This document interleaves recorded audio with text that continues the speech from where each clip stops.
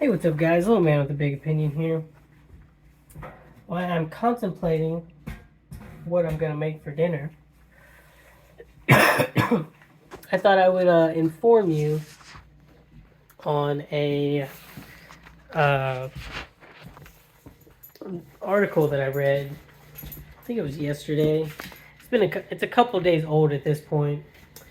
I think I'm gonna be lazy today and make a pizza.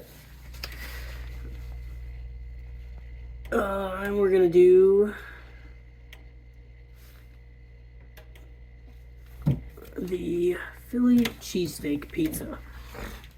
But this article that I was reading comes from a anonymous U.S. general, um, and in said article, they're doing war fighting planning and talking about the capabilities of this country and that country, and in his findings, they have said that the United Kingdom has been downgraded from a Tier 1 fighting force. Said they are barely in Tier 2 and that they are no longer a elite fighting force. Power went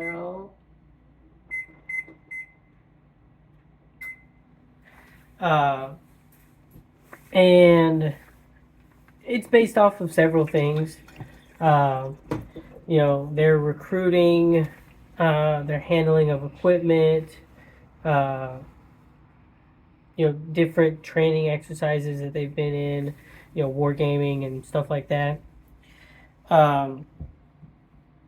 And I think two of the most alarming parts of this finding was that they would not even be able to field an additional division for the next decade. Whether that is volunteer or draft.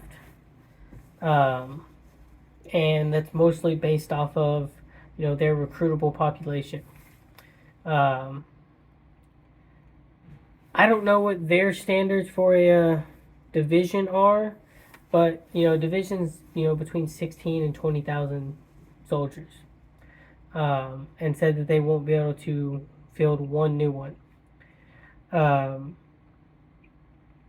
Their tank fleet is becoming old and outdated. Make sure nothing's in there. And that they wouldn't even be able to get back into a Tier 1 status in the next decade, which is quite alarming because Great Britain is one of our older allies, and everything going on with Ukraine, and people talk about the possibility of World War III and things like that. It's quite alarming if one of our top allies isn't in tip-top shape. Part of the report was talking about, they think it's an issue, all the aid and supplies that they're sending to Ukraine, and how this is just increasing the issues and the problems, because there's no real plan to replace this stuff. And it kind of, goes back in time, love or hate the guy.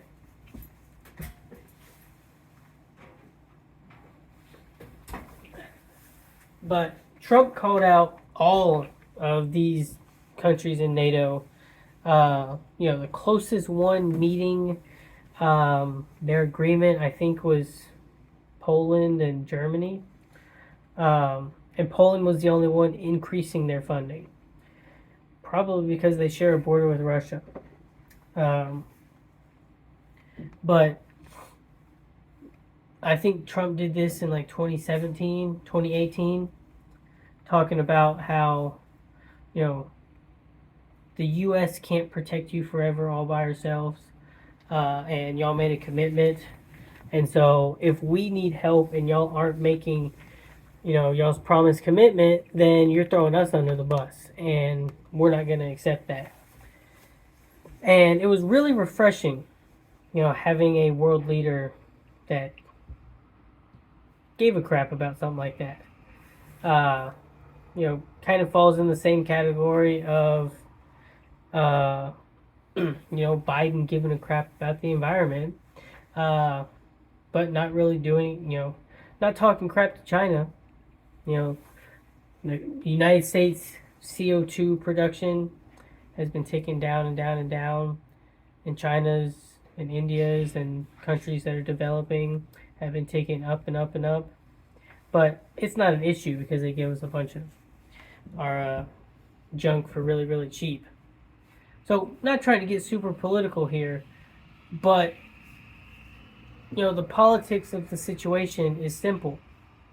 If world militaries or if world governments aren't spending the appropriate amount on their defense budgets, then that turns into a problem for us when it actually comes time to do, the fighting.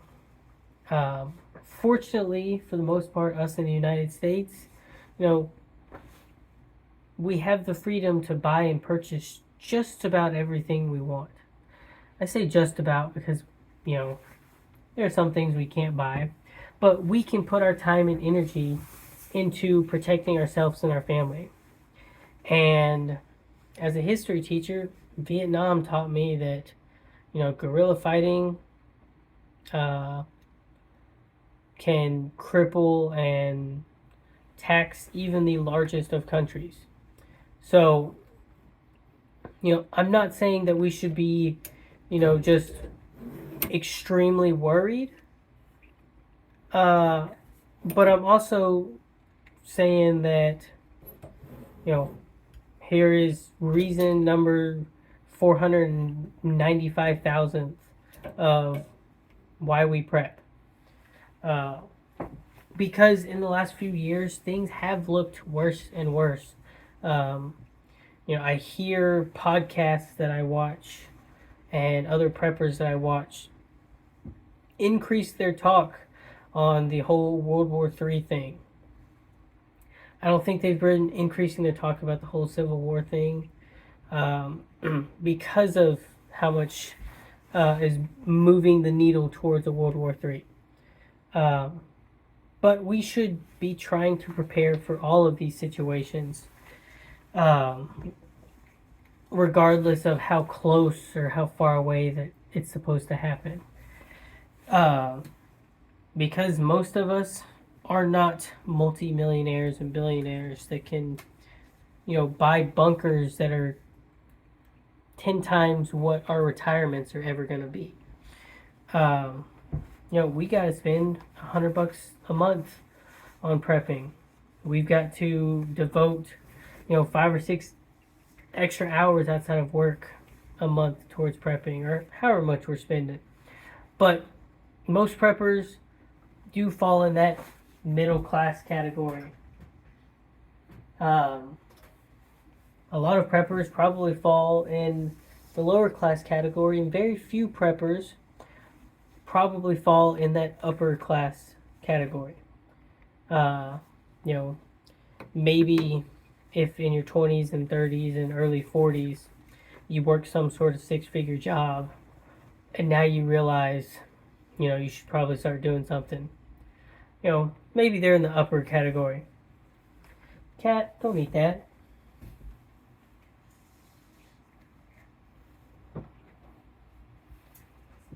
Cat's eating my leftovers from work today.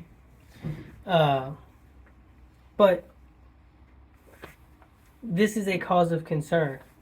I haven't looked up if there's any articles or anything talking about other countries within NATO or other allies of ours, but we're getting closer and closer to springtime.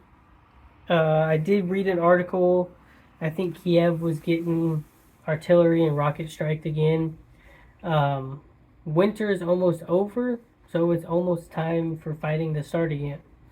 A bunch of people believe, Russia's used the winter to prepare for a new offensive. We sent them 31 tanks. Germany sent them 14. I think the UK is talking about sending Challenger 2s, which goes back to that article I was reading. If they're sending their modern tank with no thought process or plan to replace it in a timely manner, they might be pretty upset that they've sent some of their tanks over when it comes time for them to need to use their stuff. The